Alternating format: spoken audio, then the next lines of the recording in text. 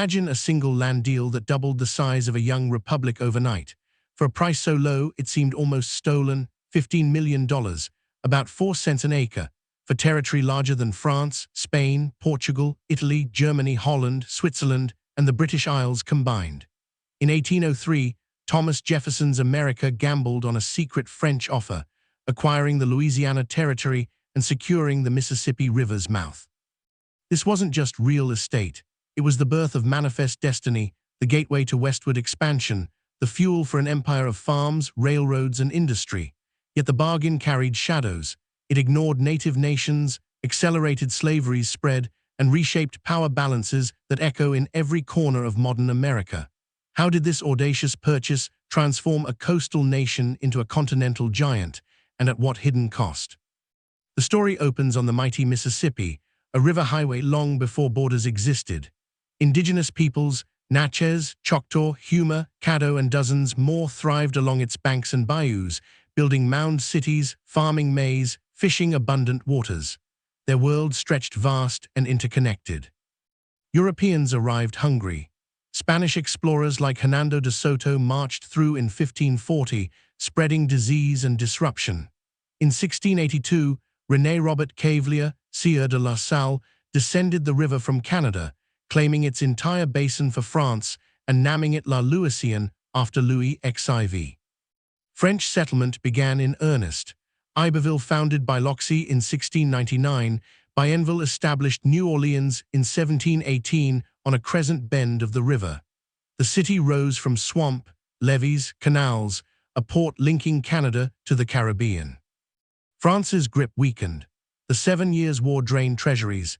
In the secret 1762 Treaty of Fontainebleau, Louis XV ceded Louisiana west of the Mississippi to Spain as compensation for losses elsewhere. Spain ruled quietly for nearly 4 decades, 1763 to 1800, maintaining French language, laws, culture while adding Catholic missions and trade controls. New Orleans grew cosmopolitan. French Creoles, Spanish officials, free people of color, enslaved Africans, German settlers along the Côte des Alemans. The Code Noir governed slavery harshly. The port thrived on indigo, tobacco, sugar.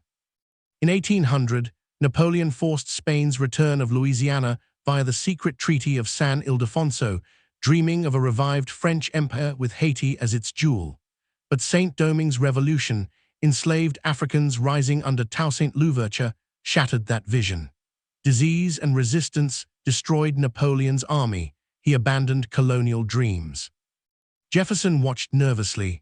American farmers west of the Appalachians depended on the Mississippi for export. New Orleans was their outlet to the world. When Spain briefly closed the port in 1802, panic spread.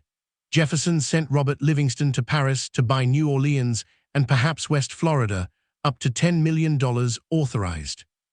Napoleon, cash-strapped from wars and Haiti's defeat, offered more, the entire Louisiana Territory. Livingston and James Monroe, arriving late, seized the moment. On April 30, 1803, they signed treaties ceding 828,000 square miles for $15 million, 60 million francs plus assumptions of claims. The U.S. gained land from the Mississippi to the Rockies, Gulf to Canada, future homes of 15 states. Jefferson agonized. The Constitution said nothing about acquiring foreign territory. Strict constructionists cried foul. Yet necessity trumped ideology. Jefferson quietly accepted implied powers, sent the treaty to a supportive Senate. Ratification followed. Transfer ceremonies occurred in New Orleans December 20, 1803, Spanish flag down, French briefly up, then stars and stripes.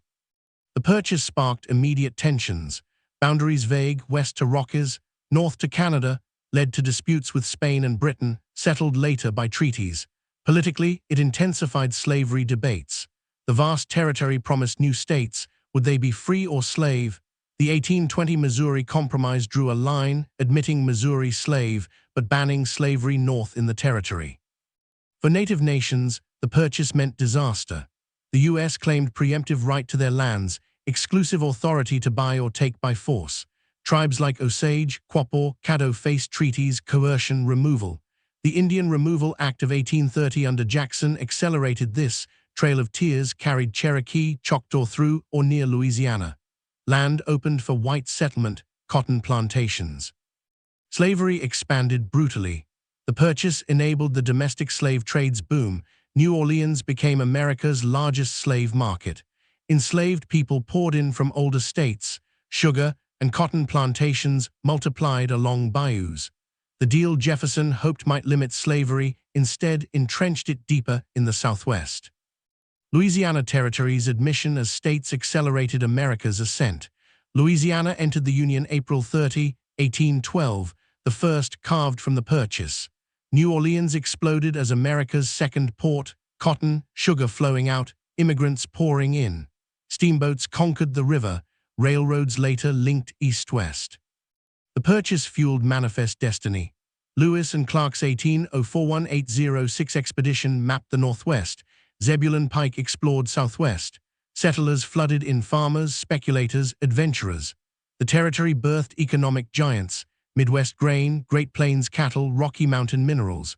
Politically, it balanced power. More states meant more senators, shifting debates until Civil War. Economically, the purchase created America's breadbasket and resource heartland. Vast prairies fed industrialization, rivers powered mills, then factories. The deal secured strategic depth. No European power could threaten the interior. Today, the Louisiana Purchase's legacy shapes America profoundly. 15 states trace roots here. Agriculture dominates Midwest.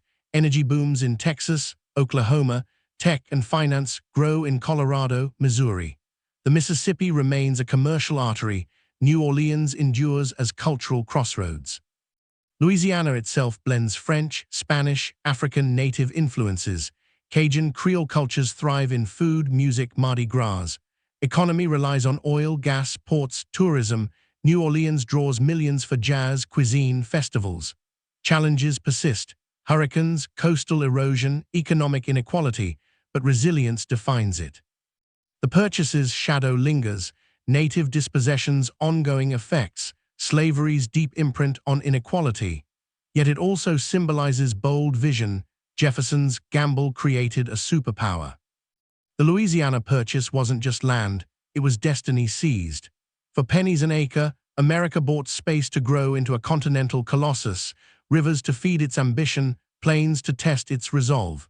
It doubled the nation, secured its future, yet exacted a terrible price. Native nations displaced, slavery entrenched, divisions sown that led to civil war. In modern America, from Midwest farms to Gulf ports, the purchase's imprint endures. It reminds us expansion's promise came with profound costs, that power's bargains carry hidden debts. As we stand on this vast inheritance, the question remains, have we honored the promise of opportunity for all, or do the shadows of conquest still shape the path ahead? The Mississippi flows on, carrying answers we must confront.